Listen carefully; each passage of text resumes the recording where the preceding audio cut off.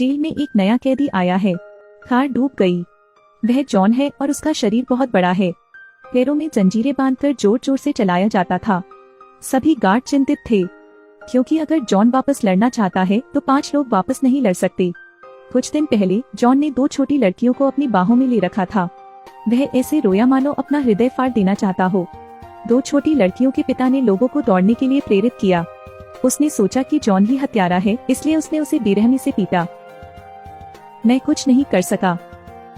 मैं बचाना चाहता हूँ, लेकिन यह समय पर नहीं था। बाद में जॉन को मौत की सजा सुनाई गई और जेल की सजा सुनाई गई। पर्सी ने जॉन को हिंसक रूप से पीटा और उससे जेल में प्रवेश करने का आग्रह किया।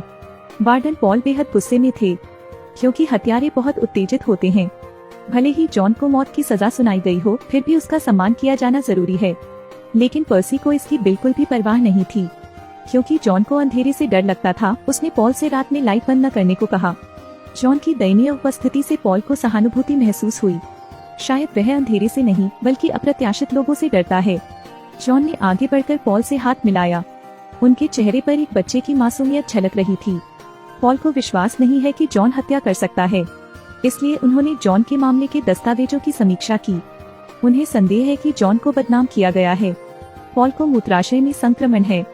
हर बार शौचालय जाना एक यातना है। आधा घंटा बीत गया और अभी भी काम नहीं हुआ। एक दिन जेल में एक नए कैदी का स्वागत हुआ। वह बेहद विकृत दिखता है। जॉन पॉल को याद दिलाता है कि वह एक विशेष रूप से खतरनाक आदमी है, लेकिन पॉल को इसकी परवाह नहीं थी। निसंदेह जो अपराधी अभी अभी दरवाजे में घुसा, उसने गार्डों पर हमला किया। पॉल मदद के लिए दौड़ा, लेकिन खतरनाक जगह पर उसे लात मार दी गई। पर्सी, जो सामान्यतः तेजतर्रार था, अब डरा हुआ था। सौभाग्य से गार्डों का एक समूह समय पर आ गया। कैदी को पाबंद कर दिया गया है। पॉल दर्द से कराहते हुए फर्श पर पड़ा रहा। जॉन उसे वहां बुलाता रहा। हालांकि पॉल नहीं चाहता था, फिर भी सम्मान के कारण उसने संपर्क किया। अचानक जॉन ने पॉल को करीब खींच लिया, फिर अपने हाथ से उसका पेट पकड़ लिया। जेल में रोशनियां तेज से तेज होती गईं, अंततः विस्फोट हो गया। पॉल थककर गिर पड़ा। जॉन को अचानक लगातार खांसी आने लगी। तभी उसके मुंह से बहुत सारे कीड़े उड़ गए। पॉल आश्चर्यचकित था। जॉन का कहना है कि उसने पॉल का सिस्टिटिस ठीक कर दिया है। पॉल जल्दी से बाथरूम की ओर भागा। वह पहले कभी इतना सहज नहीं था। यह बीमारी उन्हें पिछले 20 सालों से परेशान कर रही है। घर पर पॉल ने अपनी पत्नी को प्यार भरी निगाहों से देखा। फिर जीवन की सबसे खुशी की बात हुई। पॉल जॉन बेकन लाया। वह धन्यवाद कहता रहा। पॉल ने बेकन को अन्य कैदियों के बीच भी बांट दिया। नए आए कैदी ने अचानक पर्सी को पकड़ लिया। उन्होंने उन्हें अपशब्द भी कहे। दूसरा हाथ छूता रहा। सौभाग्य से पॉल समय पर रुक गया, लेकिन पर्सी इतना डर गया कि उसने अपनी पैंट में पेशाब कर दिया। पर्सी बेहद शर्मिंदा था। यह देखकर अर्लेन हंसता रहा। इससे पर्सी बहुत क्रोधित हुआ। अर्लेन के पास एक प्यारा चूहा है, लेकिन कुछ ही दिनों में अर्लेन को फांसी दे दी जाएगी। उसकी इच्छा थी कि चूहे का अच्छे से इलाज हो, लेकिन पर्सी ने बेरहमी से चूहे पर पैर रख दिया। अर्लेन का दर्द ऐसा महसूस हुआ मानो उसके दिल में हजारों चाकू चल गए हों। जॉन ने पॉल से चूहे का शव लाने को कहा। उसने अपने हाथ में चूहा पकड़ रखा है। फिर हाथ चमकने लगा। लाल बत्ती की चमक के बाद एक चमत्कार हुआ। चूहा फिर से जीवित हो गया। सभी दर्शक आश्चर्यचकित रह गए। जॉन को पिछली बार की तुलना में बहुत अधिक खांसी हुई। उसके मुंह से बहुत सारे कीड़े उड़ गए। सभी गार्डों ने पर्सी को मौत के घाट उतार दिया था। पर्सी ने कहा कि इस आखिरी फांसी के बाद वह चला जाएगा। पॉल सहमत हैं। आज अर्लेन की मृत्यु का दिन है। उसने चूहे को जॉन को सौंप दिया और फांसी स्थल पर चला गया। संयोगवश जल्लाद पर्सी था। एक नियम के रूप में जिस व्यक्ति को फांसी दी जानी थी, उसके सिर पर गीला स्पंज रखा जाता था। इससे कैदी को दर्द कम करने में मदद मिल सकती है। लेकिन इस बार पर्सी ने जानबूझकर स्पंज को गीला नहीं किया। वह सिर्फ अर्लेन को विद्युतीकृत करना चाहता था। अर्लेन को बिजली का झटका लगने वाला था, लेकिन पर्सी ने स्पंज को गीला नहीं किया। पूरे शरीर में विद्युत प्रवाहित होती है। पूरे दृश्य में अफरा तफरी मच गई। अर्लेन की करंट लगने से मौत हो गई।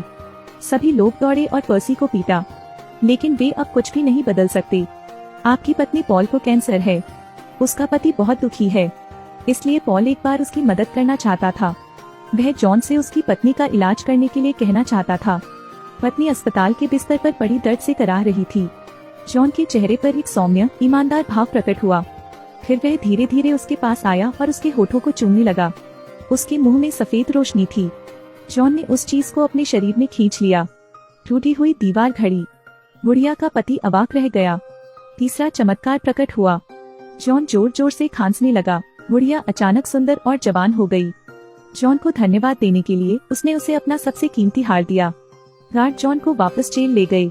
एक दिन जॉन ने पर्सी का कॉलर पकड़ लिया। उसने अपना मुंह खोला और अनगिनत कीड़े पर्सी के मुंह में घुस गए। पर्सी को एक विकृत व्यक्ति की कोठरी में जाने के लिए मजबूर किया जा रहा था। अचानक उसने गोली चला दी। उसके बाद पर्सी के मुंह से अनगिनत कीड़े उड़ गए। पॉल ने जॉन से पूछा कि उसने ऐसा क्यों किया। उसने पॉल का हाथ कसकर पकड़ लिया और बची हुई सारी ऊर्जा पॉल में स्थानांतरित कर दी। पॉल के दिमाग में एक दृश्य उभर आया। यह पता चला कि दोनों लड़कियों की हत्या जॉन ने नहीं की थी। असली हत्यारा विकृत हत्यारा है। यह जानते हुए भी कि जॉन निर्दोष है, लेकिन पॉल कुछ नहीं कर सकता। जॉन ने कहा कि हर दिन उन्हें दुनिया के सारे कष्ट सहने पड़ते हैं। वह बहुत थक गया था और अब इंसानों की दुनिया में नहीं रहना चाहता था। पॉल जॉन को जाने देना चाहता था, लेकिन जॉन ने इनकार कर दिया। फांसी से पहले सभी ने जॉन के साथ फिल्म देखी, लंबा टोक। जॉन संतुष्ट होकर मुस्कुराया। वह बिजली की कुर्सी पर बैठ गया। सभी जेल प्रहरी इस पीड़ा को रोक नहीं सके। पॉल ने निर्णायक रूप से आदेश दिया। उसके बाद पॉल को जेल से रिहा कर दिया गया। उन्होंने संचित मानवीय पीड़ा को सहन किया। हमें आशा है कि देवदूतीय ऊर्जा अधिक लोगों तक वितरित की जा सकेगी, जिससे वे जीवन में कष्टों को कम कर सकें।